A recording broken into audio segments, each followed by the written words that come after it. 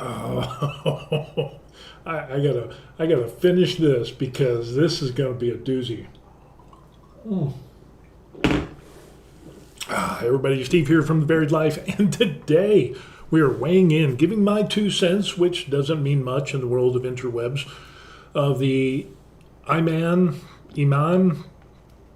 Khelif, a man, a woman, or just another Olympic doping scandal.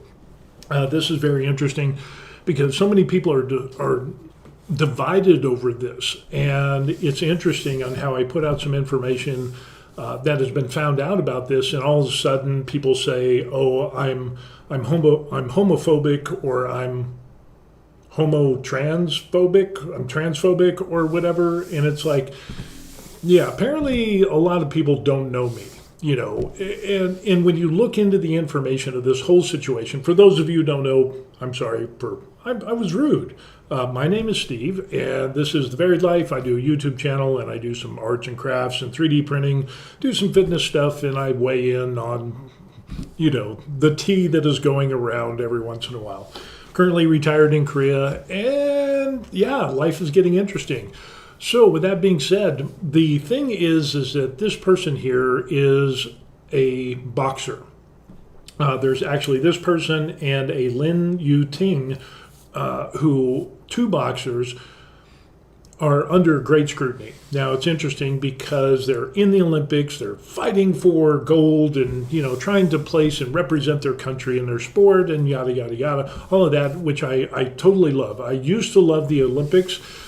But with this Olympics in Paris, I'm really not digging it for a number of reasons.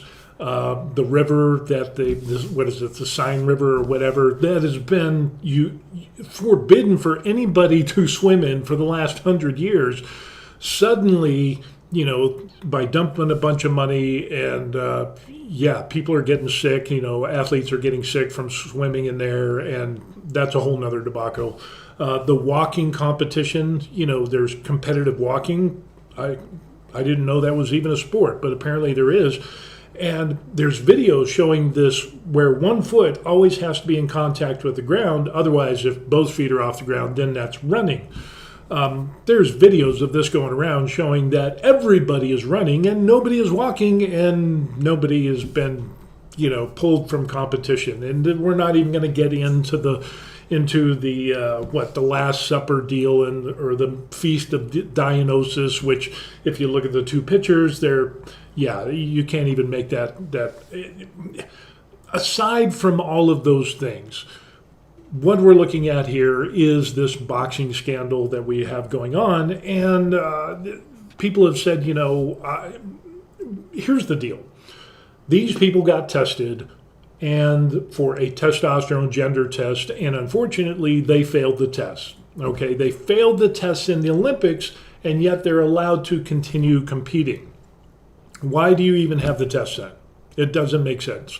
The WADA, World Administration, World Anti-Doping Administration, whatever it is, it ends up that they've had some rough patches, and their actions have not been above board from what we're seeing, and we're going to go into this. And we're going to go deep into this a little bit. Now, there are some people that ended up talking about the IBA, now the International Boxing Association, where this person was, and Yu-Ting was actually disqualified based on two tests of these athletes. And people have ended up saying, oh, well, this is totally wrong. The IBA, they're so corrupt. And it's like, hello, Olympic Committee. If you look into the corruption of the Olympics or WADA, it pales in comparison. But then it could be said maybe it's birds of a feather flock together. But the fact that the IBA has removed itself, and or the Olympics have removed the IBA from the mix of testing and so on and so forth, and the IBA states that it does this testing for the safety of their athletes, and the Olympic Committee doesn't, that kind of draws things into question. So we're going to take a look here. And some people have said, these athletes were tested and it was a bad lab tech. I've had people message me and say it was a bad lab tech. It's somebody who didn't like this person, or they were from another country and they didn't like the nationality of the country of these athletes, and so they fixed the results. They replaced the sample with female XX with an XY. In other words, they gave a male sample to replaced it to get these people removed from the IBA competition. Kind of like, they went down to the corner store, testing store, and submitted it, and somebody switcherooed the results, and boom, there it is. And it's just, that's how it was done. No, that's not how it was done, and we're going to take a look at this because I really think this comes down to a doping scandal. Here is a screenshot of the IBA and the disqualification of these two individuals, Yu-Ting and this Imane Khelif. Anyway, disqualification was based on two tests of both athletes. Tests performed during the IBA Women's World Boxing Championships in Istanbul, Turkey in 2022. So that's in one part of the world. And then you have tests performed by the World Boxing Association in New Delhi last year, which is in another part of the world. So people saying that it was the lone tech that switched the samples to, draw shade on these people doesn't fly. It was two different testing facilities that the IBA used. So yeah, the lone tech switching samples does not fly. And it's interesting. For clarification, Lin Yu-Ting did not appeal the IBA's decision to the Court of Arbitration for Sports, thus rendering the decision legally binding. Now, I don't know about you, but if you know you're right and you have the appeal process at your fingertips, why would you just not appeal? Why would you say, in other words, you took a guilty plea. You said, I am guilty. I failed this test, or actually two tests in two different countries, and I'm not going to appeal. That's that. Now, this has nothing to do with them saying, they're trans, or they're a woman, or they're born this way, or they're this or that, or whatever. No, this is just purely looking at it from an onlooker, somebody from outside saying, okay, we're just going to look at the test results.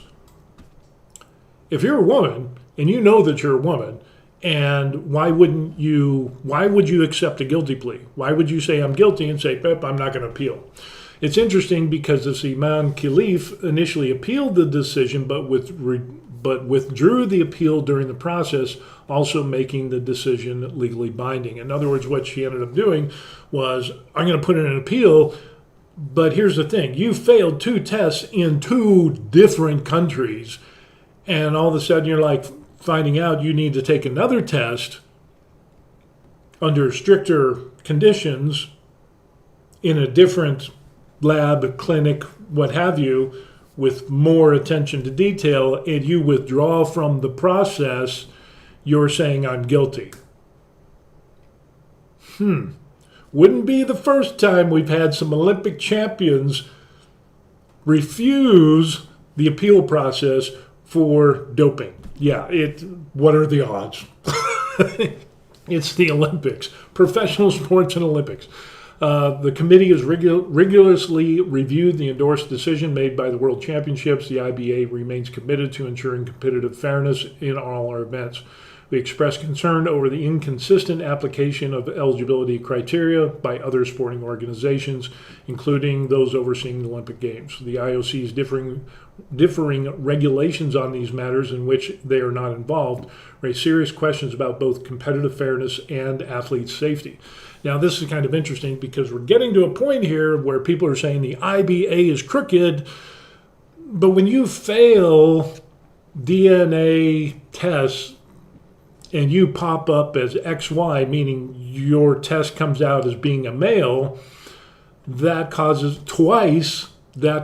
some serious concerns. And then on top of that, you test in the Olympics and you have overly high testosterone, and yet you fail the test, but yet you continue to get to compete. Then why do you even have the test? That doesn't even make sense.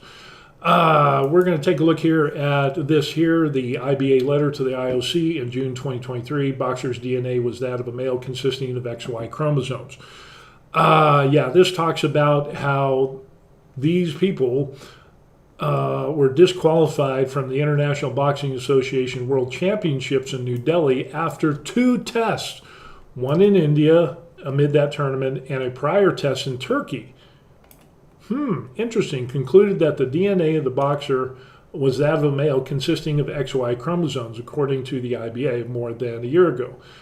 They sent the letter. Now the IOC has come up and said, oh, we've never got any information, but actually the IBA has actually supposedly sent that information. It's really interesting. Either this person's a woman and is massively abusing some steroids, testosterone. What are the odds you can take testosterone and then you can stop tasting, and then you get the benefits of more muscle building, better recovery, so on and so forth for your sport. It's a huge thing in sports, testosterone. But once you go off testosterone, your levels can go down and they can get down to acceptable levels. So I think what is happening here, in my unofficial and unprofessional opinion, but I do take TRT, is that this person or these persons have taken testosterone, and it's just by the look of them, it's like, I would say they're on the juice. I don't think this has to do with a medical condition. I don't think that they're intersex. And even then, it's very problematic because XY should fight XY and XX should fight XX when it comes. Because if you have something other than that, then you're taking away from the fairness of the competition. So kind of like what I've said before, we see these things about trans women, the South Park, and I'm a woman, and the guy goes in there and decimates the competition and wins everything, and I became a woman last week, and just obliterates everybody. If this is such a big thing for intersex, then they should only compete against other intersex people. That's my opinion. If you're a trans woman, in other words, you were biologically born a man, or you suddenly became a woman because it dawned on you, you should only fight other trans women. Conversely, if you're a trans man, you should only fight against other trans men. But it's interesting that the majority of it just doesn't go well. So looking at fairness, it doesn't pan out. And of course, this whole boxing match in 46 seconds into the preliminary round, Italy's Angela Carini quit, saying it hurt too much and said it was the worst hit she's ever taken. It's interesting. There is this thing, it talks about DSD is an umbrella term for condition where someone's chromosomes or hormones don't fit the usual expectation of being male or female. Some say individual athletes' rights matter most. Others insist that a more vital collective right for female athletes to have a female-only sport to be free of discrimination and unfair practices. It's just kind of interesting in how it talks about all this stuff. The IBA announced that it will give Carini prize money if she was Olympic champion, $100,000 all, $50,000 to her, $25,000 to the Italian Federation, $25,000 to her coach. That's kind of an interesting response, because if they're so corrupt and money hungry, why would they give this money away? Yeah, that doesn't really make a lot of sense. Spokesman Mark Adams had this to say, referring to IBA testing in the New Delhi tournament. We have no knowledge of what the tests were. Now this is from the IOC spokesman. Let's be clear. And we have 2 boxers who are born as a woman, who are raised as a woman, who has passport as a woman, competed for many years. But the thing is that I really think this comes down to doping, in my personal opinion. To have that high of a testosterone level in that area, and then also have gender stuff popped up. Maybe you're a genetic anomaly in the world, and that's possible. But having that high level of testosterone is very problematic because now you're outside the bounds of what is normal. But what about the letter sent, the IBA sent in June 2023? The IOC said we didn't get anything, and it continued to issue a statement that the two athletes were victims of sudden arbitrary decision by the IBA, asserting towards the end of the World Championships, and they were suddenly disqualified without any due process. Well, like we ended up showing, is that there was due process, and they failed two tests, not only in one country, but two countries, and through the appeals process, this Imane Khelif withdrew, and Yu-Ting just ended up saying, I'm not even going to appeal. The only people that don't appeal are the people who pop up hot on drug tests or steroid tests, is that they know they're guilty. And it's interesting because, we see people in professional sports that it's, or even bodybuilding, natural bodybuilding or professional bodybuilding, when they get tested. What was the one show with the little person, and she was doing bikini things or whatever, and then they came up and you need to do a drug test, and she flat out refused. That's, how dare you? Interesting. Banned substance much? There's the only reason that you refuse to get tested, and I've seen this during my time in the military, where you had to take urinalysis tests for drugs and random drug testing or targeted drug testing for individuals who popped up hot on a previous test based off of information or stuff like that. And then the people who are like, hey, you need to pee in the cup, and they outright refuse. In every single instance I have seen in the military where people refused were later found to be guilty and actually did use those banned substances and were processed out of the military. So there's that. I'm just saying. An IBA technical document effective May 13, 2023 says woman, female, girl means an individual with chromosome XY. For this purpose, they can be submitted to random or targeted tests to confirm the above and will serve for gender eligibility for IBA competitions. Targeted tests, random tests, blah, blah, blah. It just ends up, and then the IOC says, well, they were targeted and they were removed and things like that. Again, the next World Championship will be in 2023 in New Delhi. Why were both athletes allowed to take part? Another test was not possible to conduct when the athletes were outside IBA control until they arrived in New Delhi. In New Delhi, another test for each to reconfirm the findings of the initial test, which it did, according to the letter the IBA sent to the IOC. The New Delhi lab reports for both Khelif and Lin say the same thing.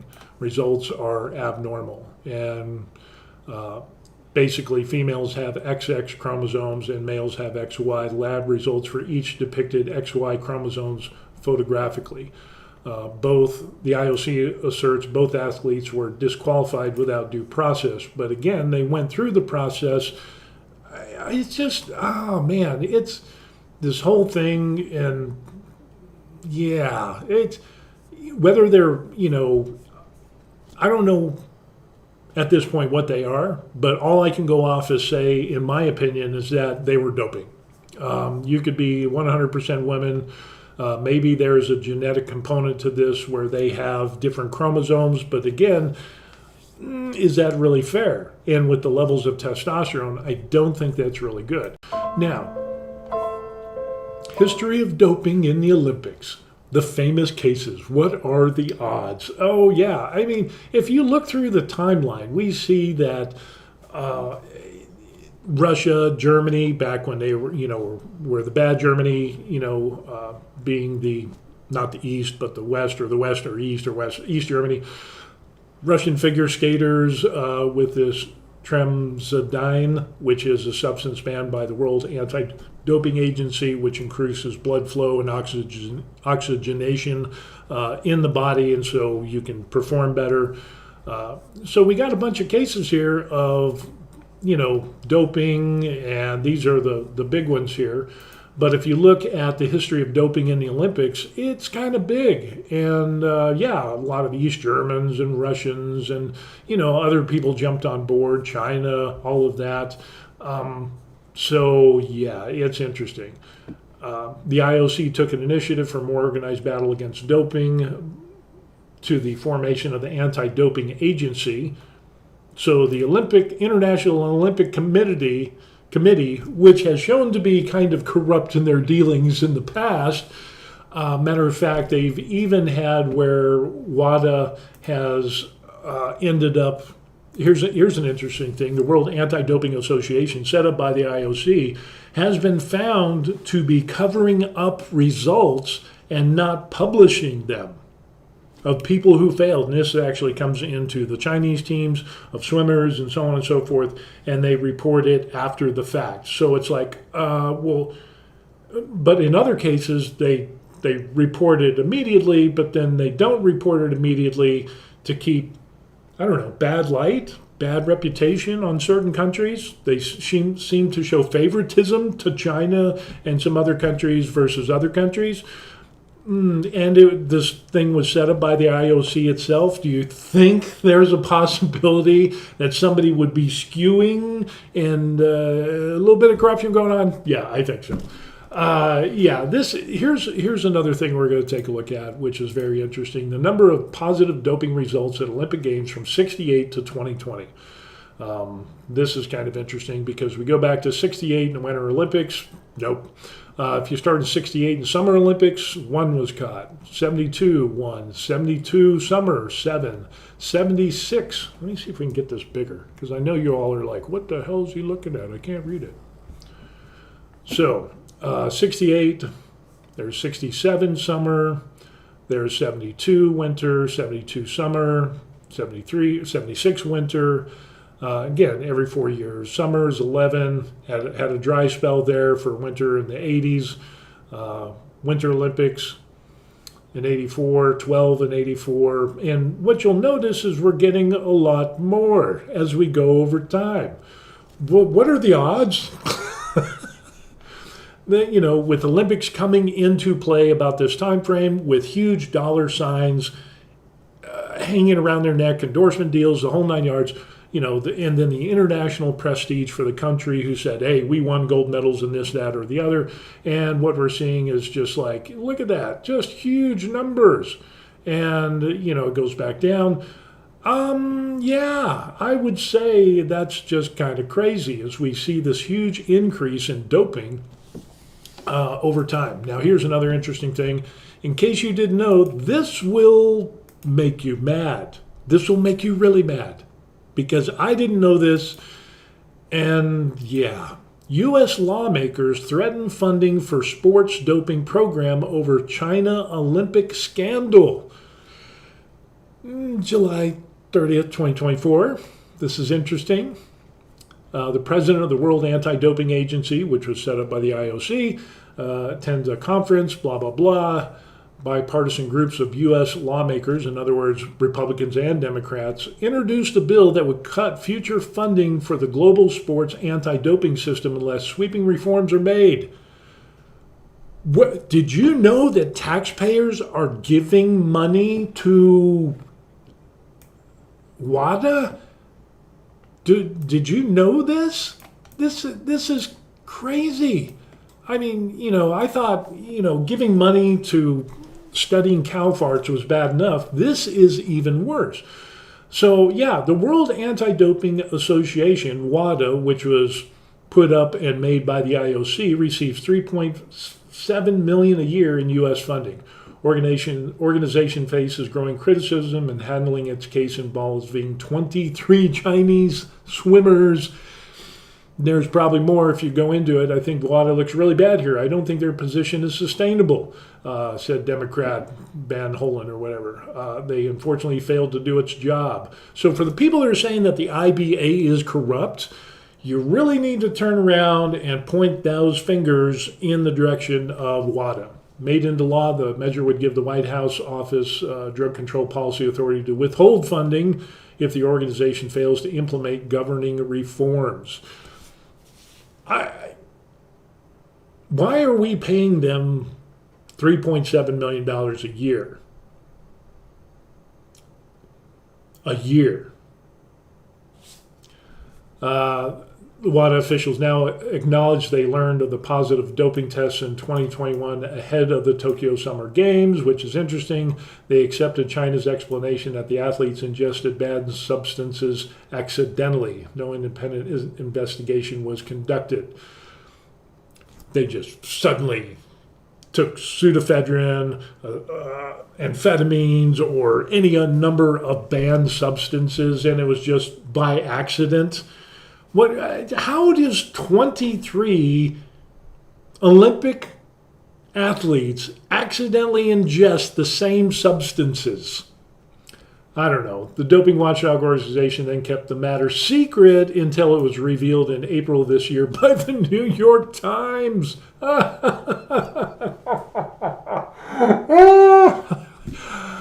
But WADA's good. The Olympic Committee, they're above board. They're squeaky clean. IBA is terrible and evil and corrupt. I'm not saying the IBA is squeaky clean, but if you kind of weighed it on the scale, yeah, I think the IBA smells a lot better than the Olympic Committee and WADA.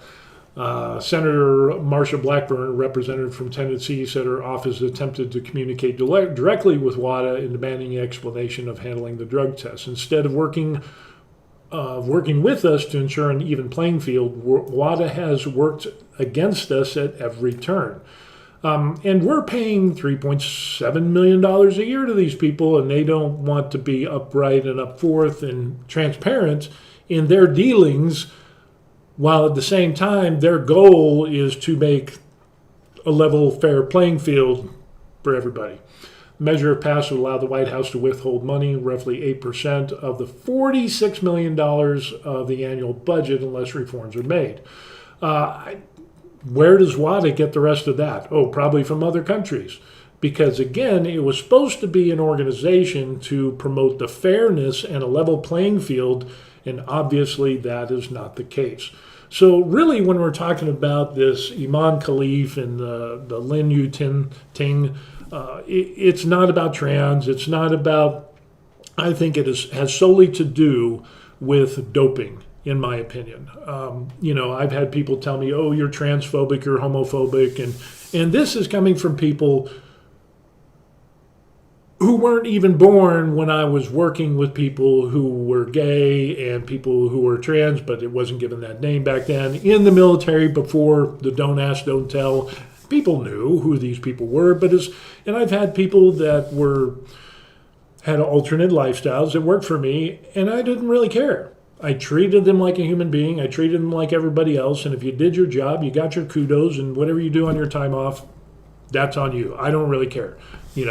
If you play board games, whatever you do off work, don't bring it into work. Just do your job, get the job done, be a cohesive team, and we'll keep the command off our back, and you take care of me and I'll take care of you.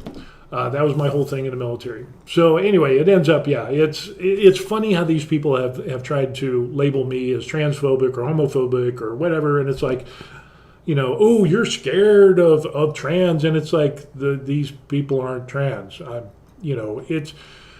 It's kind of interesting how people say that, and it could be that they are, but the thing is, we don't know. But based off of tests that we do, it's very questionable. And when you withdraw the appeal and you remove yourself from the testing through the appeals process, and the other person, the Lin Yu-Ting, ends up saying, hey, I'm withdraw. I'm not even going to appeal. You took the guilty plea. Why would you do that? And why would you remove yourself from further testing if you know that you're okay? I don't understand. There's a cover-up. 11 Chinese athletes were implicated in the case scheduled to compete in the Paris Summer Olympics. Late on Tuesday, official released a detailed statement acknowledging that more athletes have tested positive for banned substances in China, including cases last year that were never revealed. Wow.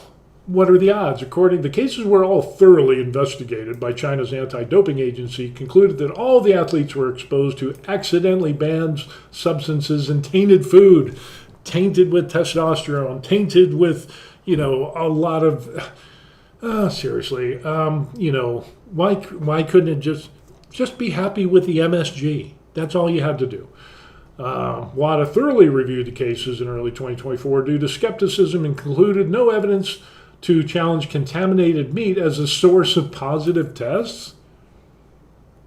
Okay, yeah, it's WADA appeared to acknowledge that it conducted no independent investigation of these cases and never disclosed any of the positive drug tests publicly, even though you're supposed to. The anti-doping continues and blah, blah, blah. Gold medal blackmail.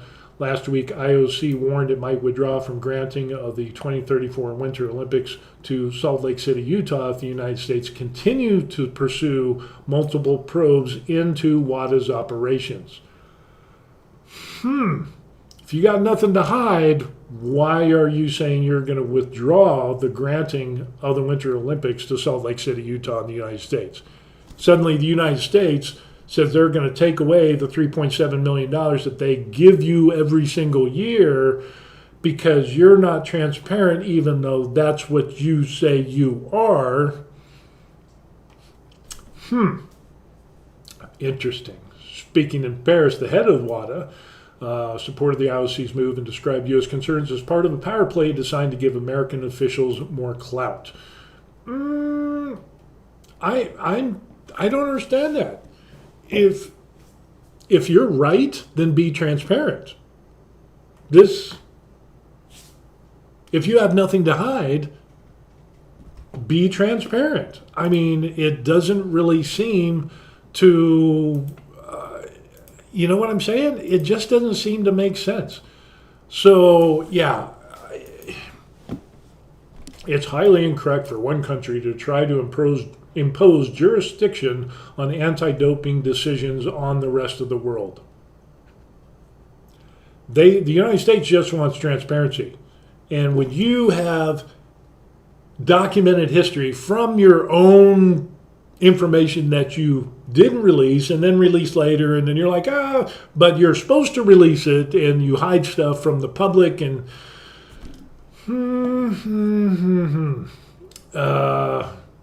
gold medal and blackmail is what Representative Molinar called the IOC's threats over Salt Lake Games. He also blasted international sports officials trying to strong-arm the U.S. into doping and FBI investigation into the doping scandal. Our message is simple. We will not be silenced for trying to promote fair play. Now, in all reality, there are probably some politicians that are jumping on this bandwagon for clout to get their name out there. That is absolutely true. But WADA is not playing by their own published rules. It's just kind of crazy. The more you dig into this, it's just very interesting on what we end up seeing. U.S. athletes have voiced anger and distrust over the handling of the case. And Michael Phelps says eroding trust in the anti-doping system could cripple the Olympic movement.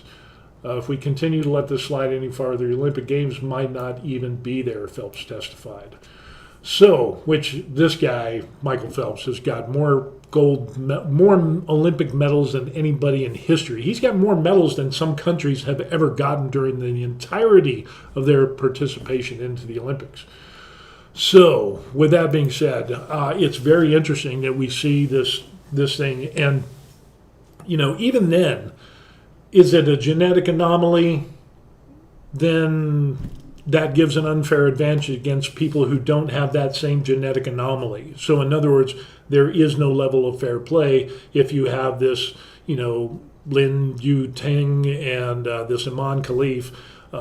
If they're a woman, but they have XY chromosomes, and obviously they have more muscle mass than all the other women. I mean, it wouldn't be hard to do a test and do a DEXA scan or something like that, and you could definitively prove whether they had more muscle mass than the average competitor in women's boxing. But the fact is that to level the playing field, what you have to do is just go by the tests that are currently there. And just looking at the tests themselves indicates two things. One, there's XY chromosome. Now, it wouldn't be the first time that somebody who claimed that they were a woman were actually a man. We've seen reports of this in the past, and even though they're rare, people still do that. But if it actually is a genetic anomaly and they test high, way high, to the point of where, according to their own testing in the organization, the WADA and the Olympic Committee, that they should have been removed from competition, but they're not, that shows you that there's a systemic problem with this Olympics. And even prior to the Olympics, and with WADA, definitely with WADA, with them covering up and not publishing test results and findings until later, but other countries, they immediately release the results, even though they're supposed to release the results in a timely manner. We're seeing this preferential biasness from WADA, which was developed and basically made at behest of the IOC to get more money from the United States and other countries, to be the gatekeeper, the sheepdog, to keep all the wolves out of the sheep pen. And unfortunately, it seems that we've invited the wolf into the sheep pen to guard the sheep pen. And we're letting certain wolves in, and we're not letting other wolves in. But we're a wolf at heart. So that's what I think about this thing. But yeah, just so much is going wrong with this. And again, there's lots of problems with this Paris Olympics, aside from the opening ceremonies. I'm not even going to talk about that. That's not my cup of tea, definitely. But what we've seen, and definitely with the doping that we see in the Olympics, which has gone skyrocketing. And again, what we end up seeing is the skyrocketing of doping that's come over time, and it continues. There's, which one was that? Doping. Yeah. Let's see what this one looks like. 132 in 2012. And here's the thing: what I found out during my time in the military, where I was actually in the military, you have an additional duty of where you do urinalysis tests, and you have to take urine samples and tape them and secure them, and they sent to get tested. I actually got to do all that. When you have a high level of people who are getting caught, or piss hot, as we would say, yeah, there's a lot more that haven't been caught. And it's just, you can do a cursory search online to find out how to get banned substances, use them, preparing for a competition, and then go off of them so that your test levels go back down to normal. It's not like these substances stay in your body forever. They will have a diminishing return over time, and so what Olympic athletes and professional athletes will do, will take these substances and they will get as much bulk or endurance or whatever it is, the benefits for their sport, by using these banned substances to give them the better edge over everybody else. And they get those benefits, and then they drop the dose, and they do certain things that they keep the benefits, but they get rid of the residue of these drugs, and then they compete. It's a thing. It's been going around, I think, if I remember correctly, way back in the Olympics, there was like an early Olympian who drank alcohol or whatever, and then there was, it just kind of went downhill from there. Pseudoephedrine, amphetamines, all of these things, lots of different substances which became banned because they gave people an edge over their competitors who were not taking these things. And so, in other words, they weren't natural. So in my humble opinion, after looking at this, is the IBA squeaky clean? No, I don't think so. Is the Olympic Committee or WADA squeaky clean? Hell no. If I had to put it on the scale, I would say IOC and WADA is definitely way worse than the IBA. But it's interesting that the IBA conducted these two tests. There was a due process that was put into place, and both of these competitors, one didn't even file the appeal, the other one started the appeal, and apparently learning that you would have to take another test, and then you withdraw your appeal and you plead guilty. What does that tell you? It's kind of like people who take drug tests and they get snagged, they come up hot, and it's like, well, that's unfair. I want to appeal, and then okay, well, piss in the cup, and we'll do the test again. Yeah, no, I'm not gonna. No, I'm not even gonna do that. Yeah. What does that tell you? That tells you they're guilty. Yeah, and again, it wouldn't be the first time. Could be that these people are women, 100%, the whole 9 yards, but maybe there's some weird blood doping going on. If you don't know what blood doping is, it's taking blood from another person that is oxygenated the whole 9 yards, and then it is transfused into a person. Again, in boxing, they guard against these things. In the UFC, they guard against these things. You can't get IVs, because you get unfair advantage by, your blood is low and it's not oxygenated. So what we're going to do is we're going to do a transfusion. We're going to give you a couple pints of highly oxygenated blood with some additives of vitamins, minerals, and things to get you all psyched up. Yeah, those are things. And of course, there's the Lance Armstrong and the blood doping and the whole 9 yards.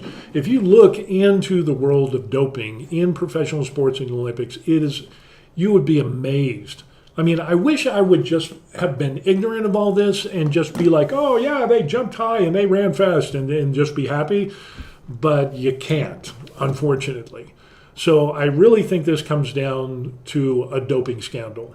And it's very clear that WADA is very biased in their testing and the release of information and the transparency that they supposedly reported that they would have that they're now not doing. And that's the reason why the U.S. is threatening to make a law to pull their funding from WADA. But WADA makes a ton of money, $46 million a year.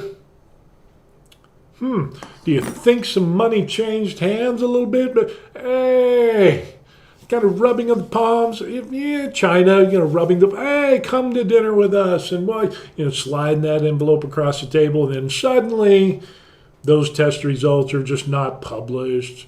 Oh, we're not going to talk about it. But other countries, theirs are immediately published. And, it was the whole team of 23 Chinese swimmers that were ingested banned substances and tainted meat. Yeah, that's very, very problematic. The more you get into the weeds with doping and testing and the whole 9 yards, the more you find out that is highly improbable. Highly improbable. One or two, 3 or 4, 10, yeah, no way. 23? Yeah, please. And you hide the results? I'm just saying. Is everybody squeaky clean? Hell no. But IOC and WADA is definitely not. They're way worse. Way worse. And like I said, through this Olympics, we're seeing a lot of different problems. We're seeing, the walking events where 1 foot has to be on the ground at all times. There's videos showing that, and pauses, still frames showing that the majority of the runners had both feet off the ground, so they all broke the rules, so they all should have been disqualified, but they weren't. I think Paris is having a hard time, and they're just not prepared. And, on top of that, you have the beds that are made out of cardboard. Here's a fan. You don't get air conditioning. You have some countries that are bringing in their own air conditioners for their elite athletes, bringing in their own chefs, bringing in their own food because Paris is running out of food for the Olympic athletes. Very, very problematic. I think this is just an example of how soft everybody has gotten in the world and how we just let our standards down. And we've let corruption reign. We let some countries go because money has changed hands, apparently. I mean, what is the reason you would publish some results and not others? And why would you hide results from the public when your own documentation says that you're supposed to publish these results and there's supposed to be transparency, and now you're saying, no, we're not going to do this? I don't know. Just saying.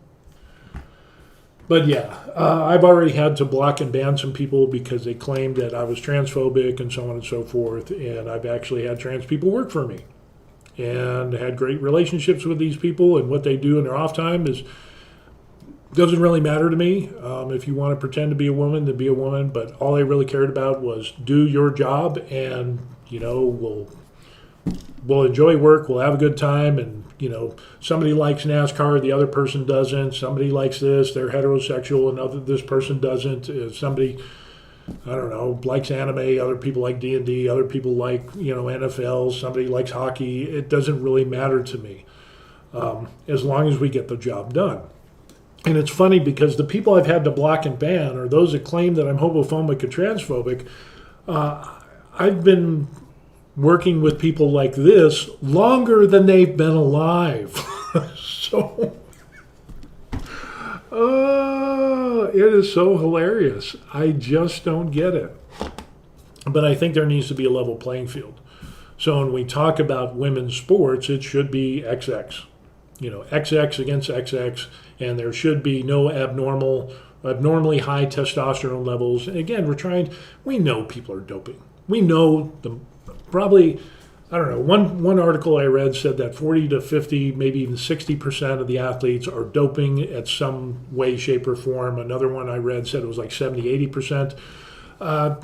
Yeah, and we see the ones that get caught. That means there's even more.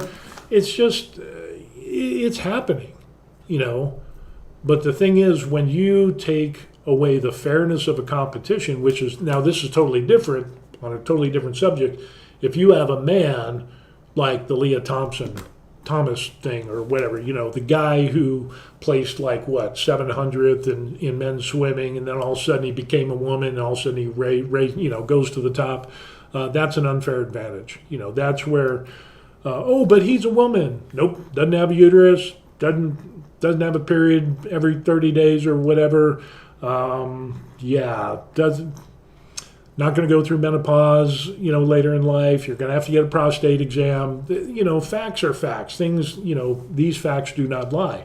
And when you have somebody that's been raised as a male their entire life, and suddenly they become a woman, and they have more upper body strength than natural women, I don't consider you as a woman. You can call yourself a woman. You can call yourself whatever you want. I don't really care. But when you try to impose and bring an unjust level of competition to women, you're ruining their hopes and dreams because you're basically stealing it away from them. And so a guy that was ranked 700 in the world for swimming, suddenly becomes a woman, and then now he's number one. That ruins the hopes and dreams of women everywhere. Now, it's interesting because conversely, we don't see that happening. We see very few women who become trans men who are competing at professional levels. We just don't see it. We do see it sometimes, but the majority don't. And the majority of those that do, all those lose against the men. Even Serena Williams herself said that if she, I can't remember the male tennis player that she said if she played against him, it would be a major upset. She would lose, 6-0, 6-0, maybe 6-1 or whatever. Probably in about 10, 15 minutes it would be done because men's tennis is massively different than women's tennis. And Serena Williams is the best women's tennis player in the world.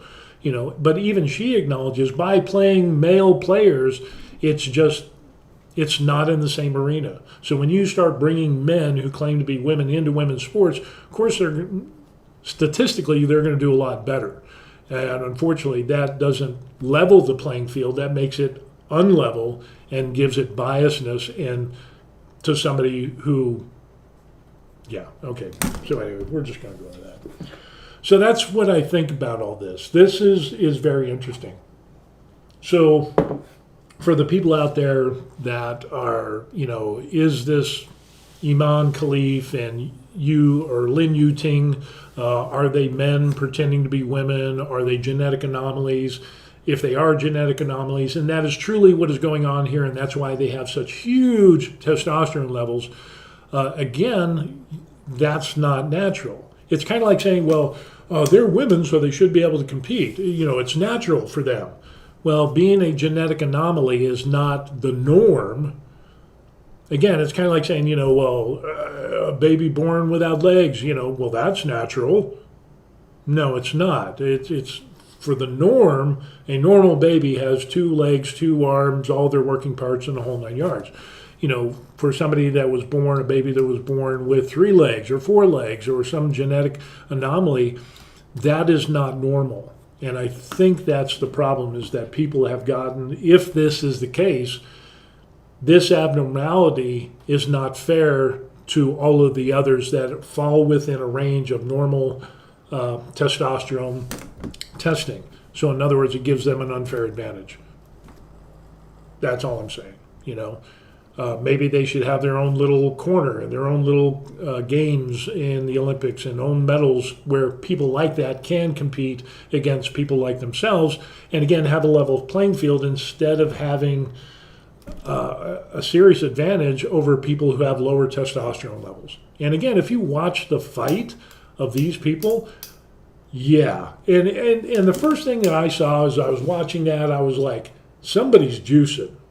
That honestly, I mean, you got some mannish looking figures on your face of these women. So I don't know definitively whether they have the baggage of, you know, if the stem's on the apple or not. I don't know. But just by looking at them and their physique, it just shows me that somebody's been juicing. Somebody's been juicing hard. And if you look at a lot of other female competitive boxers, they don't have the physique, they don't have the moves and the techniques that these two women have. And with all of the tests that they failed, 2 tests in the IBA for testosterone and DNA tests, they failed those. Didn't want to do another test for the appeal, and they failed the gender and testosterone test in the IOC, and yet they were still allowed to compete. Then why do you even have the testing? Why do you even have that rule to have that? Some people get pulled out of competition for that, but these people don't. Yeah, talk about fairness. Really, seriously, that's just very problematic right there. So anyway, that's my 2 cents. And yeah, I know I'm going to get some hate on this video. But just looking at it from where I sit and what I see and the digging that I've done, and, you know, me being on testosterone replacement therapy myself, yeah, it's easy to manipulate. It is easy to manipulate. And the interesting thing is just as a side note, is you will definitely get benefits from higher testosterone levels in regards to strength, endurance, metabolism. Your athletic ability goes up. Matter of fact, there are even tests and studies that have shown even if you don't exercise, you will get increased muscle mass just by taking testosterone, having increased levels of testosterone versus, you know, low testosterone. So there's that. And and knowing that my levels of testosterone, if I wait X amount of days, that my testosterone level will go down over a certain period of time. So I can get it down to where it's like I can still retain the muscle mass, I can still get the benefits of the testosterone, but I can kind of draw myself out over a period of weeks, and I can lower my overall numbers of testosterone. So it's kind of problematic that knowing this, that you have people that will take a test, fail, don't put in an appeal, take another test and fail, and then you don't put in an appeal, and then the other person puts in an appeal, and then partway through, when they find out they have to take another test, they withdraw and accept the guilty plea and are disqualified. I wonder why. I personally, the more I dig into this, the more I see this is a doping scandal. This is really a doping scandal.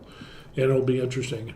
If it does end up being a genetic anomaly for these women, and they have the XY chromosomes, but yet they have the plumbing of a woman, that's still problematic, because now you're in a position of where you have a definite advantage of competing against XX, because you have more muscle mass, you have more endurance, you have more of this, and that's an unfair advantage. So yeah, if somebody tests out XX and you test out XY as being a man 2 times, now 3 times, I don't call that a fair advantage. I'm just saying. But yeah, the more you dig into WADA and the IOC, you will find there are a lot of corruption going on. So anyway, yeah, that's kind of interesting. And considering that I don't play professional sports, I was in the military, and I just kind of lift weights on my own and stay in shape. this is very interesting. I think long gone are the days of back in the 70s. I was born in 66, in the 70s and the 80s of the Olympics and the 90s, which was pretty good. And then, we got to the 2000s, then things started kind of heading downhill. And now we're crescendoing into, it just makes you wonder, what are the next Olympics going to be like? I don't know. Anyway, so that's what I got. That's my 2 cents. Put what you think. But don't call me transphobe or homophobic or any of that stuff. I've worked with people like this, and it's funny because never had any problem with somebody who's a homosexual, somebody who's bi, somebody who's trans, and I've worked with trans people in the prison systems and stuff like that were on work crews and so on and so forth. We'd sit and eat together, we'd talk and laugh, talk about, cars and sports and the world on the outside and places we've been and the whole 9 yards. It's just not my cup of tea. But when you get to the point of where you push that, and that's all you want to talk about and what you do behind closed doors, I don't like that. That's uncomfortable for me. And the same thing as if a heterosexual man kept talking about his sexual escapades in the bedroom behind closed doors. I don't want to hear about that either. And if you're bi or lesbian or whatever, I don't want to hear those things. I don't think that's appropriate for a workplace. But that's just me. I don't know. Gonna get some heat. Gotta get some heat on this. So anyway, that's what we got going on. It's kind of interesting. And what do you think? Comments, like, subscribe. I don't care. Well, I do. Please like the video and subscribe. But normally, the videos I do are 3D printing, which I print out some pretty cool stuff there, and I paint them. So I got that guy, and I just finished this guy here, which is kind of some cool stuff going on, and I got some other prints. So yeah, I do 3D resin printing, and then I do painting because I'm retired here in Korea, and kind of cruising over social media, kind of keeps the drama going, so pull out your popcorn and we'll see how this goes. All right, we'll see you on the next video. Peace. Wow.